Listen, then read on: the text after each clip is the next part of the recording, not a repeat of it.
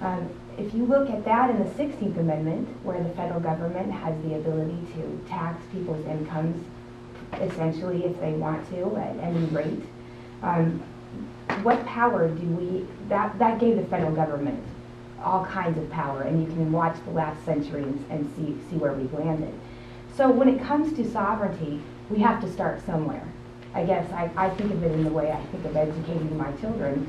We have to meet people where they are, and in this case, we have to meet the state legislature in Nebraska where it is, and that is that they're viewing the idea that Nebraska simply restates its sovereign rights as controversial. So we start somewhere. Yeah, let me just jump off on the 17th Amendment for a minute, if I can. On the 17th Amendment, as Shelley alluded to, it is the amendment that changed the election of the United States Senate from an election by the state legislators, in which case the United States senators were considered to be the representatives of the legislature. And in 1913, with the 17th Amendment, what we did was we made them essentially a super legislative body, a super house, so to speak, because they became directly elected. And the founders were brilliant, because they really thought that what we needed was true separation of powers. We needed to have, and the states were supposed to be a key component of the union. And what the states essentially did was give up their sovereignty with the 17th Amendment. And a true repeal of the 17th Amendment is going to be a hard thing to pass, but I think it's a worthy thing for us to talk about, just because it will make people stop and think, okay, we ceded our power as the state to the federal government back in and to the whims of the populace, Yeah, exactly. It did away with the balance of power between the states and the federal government. And now most people think, oh, direct election of senators, that's good. But what that did is it turned it from, maintaining that balance of power and keeping the states' rights, it turned it into a contest of electing people who are going to give them benefits. And that's how 100 years later, we're sitting here with a $12 trillion debt, because people tend to vote people that will bring home the bacon, so to speak. It's why we have unfunded mandates.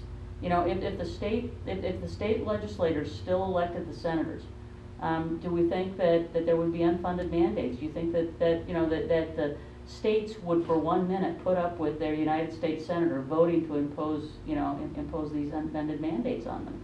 And so what we really need to do is think about, how do we turn the clock back? That's the big question. Exactly. Well, and turning the clock back is not, people think, well, they would be losing their vote. They wouldn't be, because it would still be a situation where basically the people could still have input on who the senator is, because if you didn't like who the legislature was sending to Washington, then you vote out the legislators, who will appoint different people. And you still have the House, and that was always the intent. The intent was that the House of Representatives was to represent the people, and that the Senate was to represent the states in this whole union. So what we've really done is make it so that just the people are represented. The states have no voice in the matter anymore, even though they were the ones that came together to form the union. And if I may, it really turned us more into a democracy than a republic. Precisely. Again, the founders were brilliant. They understood that democracy is ultimately the tyranny of the majority. And we're practically there. We needed to cool public passion. And I believe it was Jefferson who said that the Senate was supposed to be the saucer into which the tea was poured, ironically tea, and cooled. Because the populism, really, that's in a democracy, ultimately, and the founders had seen it after studying history. So that's part of restoring the republic.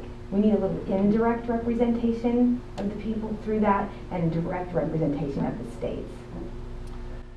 And I guess to get back to the 10th Amendment resolution that's going to be looked at here in Nebraska. An important thing I'd like to get out to the viewing public is there's going to be all sorts of things said in opposition to this thing. And I think the public really needs to understand, and I think you guys touched on this is not some binding legislation. It's simply the state of Nebraska saying, federal government, please respect the boundaries. You have encroached. I mean, and it's a nice way of doing it. It's non-binding. It's just simply the state saying, please respect our boundaries. You're encroaching into our territory. There's nothing sinister about it. And I because I say this because I know there's going to be a lot of things said. There already have been. Yeah. And in relation to that nullification measure that Bo McCoy introduced that popped up so quickly, unbelievably quickly. It was introduced on January 13th, and it's already had a hearing nobody really knew was taking place. And unbelievably, Gwen, help me out, one of the senators, Gwen Howard. Thank you, on the committee, they think the idea of nullifying, which is just the state's right to say, no, we're not doing that here in Nebraska, that is tantamount to secession, and quoting in erroneously the supremacy clause, and saying that all laws the federal government passes are supreme. And it's evidence of the wrong-headedness, really, of the thinking. But so we're already there, Patrick, as far as what it's already started. So basically, what Gwen Howard is saying is, whatever the federal government wants to do, we should have no say in it and just accept it, and there's no limitation on what they can do. I guess my question to Gwen Howard would be, what do we need you for? Yeah, exactly. You know, perhaps if she thinks that the federal government is all powerful, perhaps it would just be best for her to step down then. Why do we have states? Yeah, why do we have? Yeah. Let's cut out the nonsense, the middleman, so to speak, and just go for the whole national borderless thing. Well, and this is very much like you know, the thinking that we had from Ben Nelson and others, who, when asked at some of the town hall meetings, you know, what are the limits? You know, will this be constitutional? Would a health care bill be constitutional?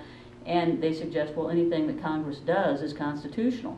I mean, that there is a certain disrespect for the actual letter of the law, and this assumption that whatever Congress does is constitutional.